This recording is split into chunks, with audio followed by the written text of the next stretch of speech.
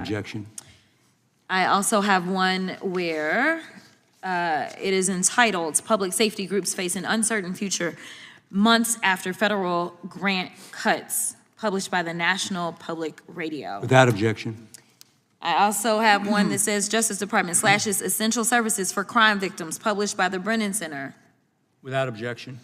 I have one that says, let's see, this is by The Guardian. It's published March 27th, 2025. Trump cut 69 global programs tackling child labor and human trafficking. Without objection. I have another one that says, this is written by Michael Waldman, titled Trump Defunds Effective Crime Prevention Policies, published by the Brennan Center, July Without of objection. 25. I have another one that says, it's by Nicole, I can't pronounce Nicole's last name, crime prevention efforts face setbacks after federal cuts. Without objection.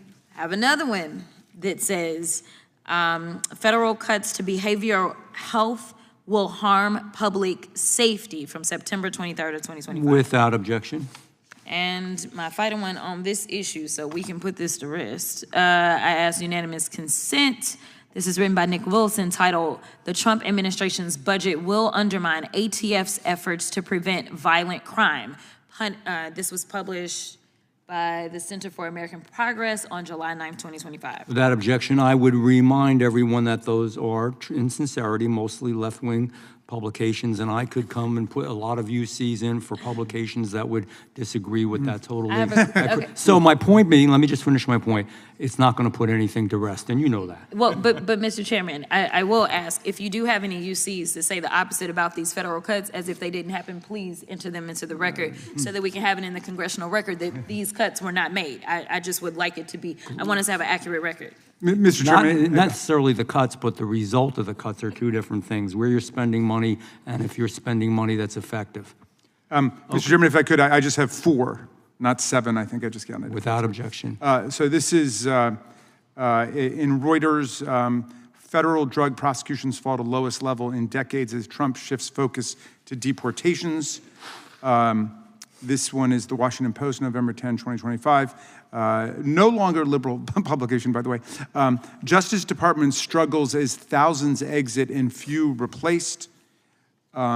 This one is from Without objection. ProPublica, how Trump has exploited pardons and clemency to reward political allies and supporters.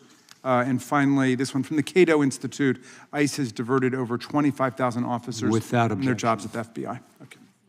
You're next. Yes. Okay. I now recognize the ranking member. I'm sorry, I don't. Yes, the ranking member of this committee, I do, Ms. Crockett. Thank you so much, Mr. Chairman.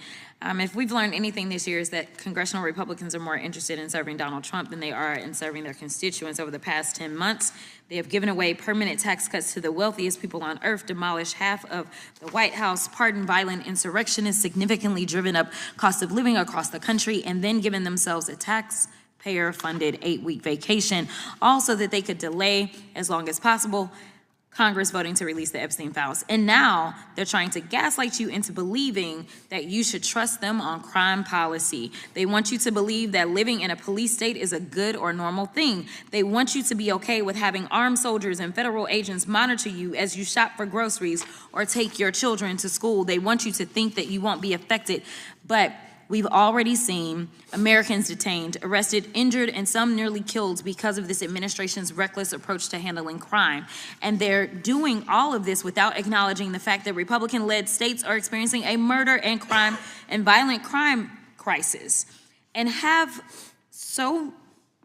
have for the last 2 decades. The Republicans' murder state rates were 33% higher than Democratic state murder rates in both 21 and 2022. In fact, over the past 22 years, the Republican state murder rates were nearly a quarter higher compared to states that are led by Democrats. Even when you remove Democratic cities and counties from the Republican states' data, their murder rate is still nearly a quarter higher than states run by Democrats. Ms. Levine, how long have you studied crime? You're going to have me show my age. Is that nice? It doesn't show on your face, honey. That's all that matters. Let's just say about 3 decades. Okay, very good. So would you agree that factors like poverty, lax gun laws, and a lack of public services can lead to higher crime rates? Yes, I agree with that. According to the Census Bureau, states with the highest poverty rates are disproportionately Republican governed and often have laxer gun laws and less public services. Wouldn't you agree that these factors are likely why Republican-led states have higher murder rates than Democratic states?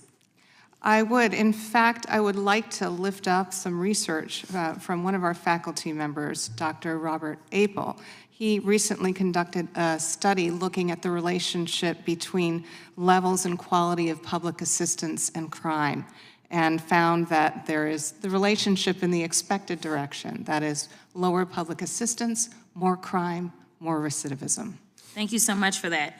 So not only are you likely to be a victim of violent crime in a Republican-led state, you're now less likely to receive victim assistance because of Republicans cutting resources for food, shelter, and transportation. This is what Donald Trump's America looks like.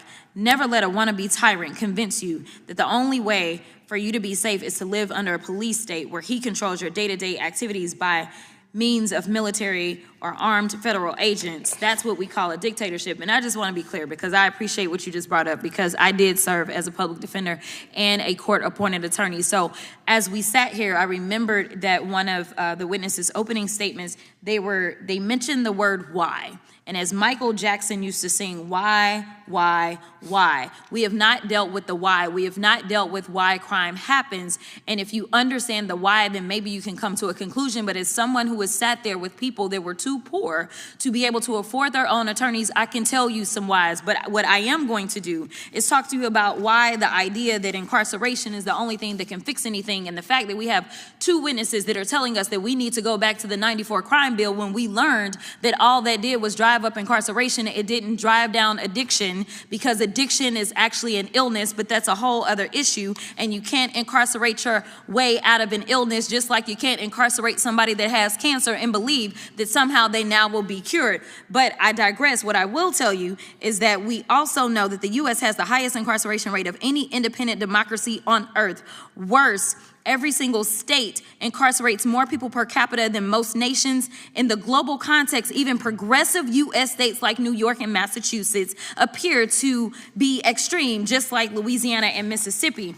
In addition to that, the United States has the highest incarceration rate, the highest average firearms per 100 people, highest homicides per 100,000 people, and the lowest safety and securing rate of 12 countries in comparison. I had a 17-year-old that was charged with stealing food out of the concession stand at his high school. Unfortunately, in the state of Texas, at the age of 17, you are considered an adult. So what did they do? They decided to charge him with burglary of a habitation.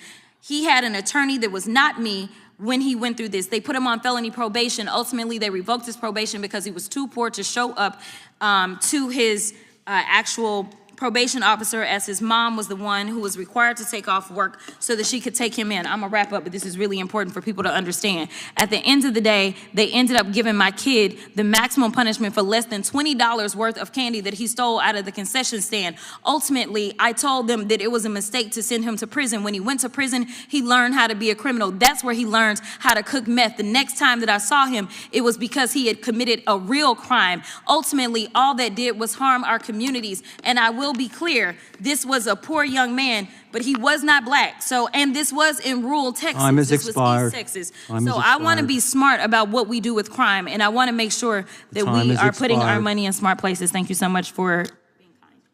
I thank the gentlewoman. With that, I recognize the former attorney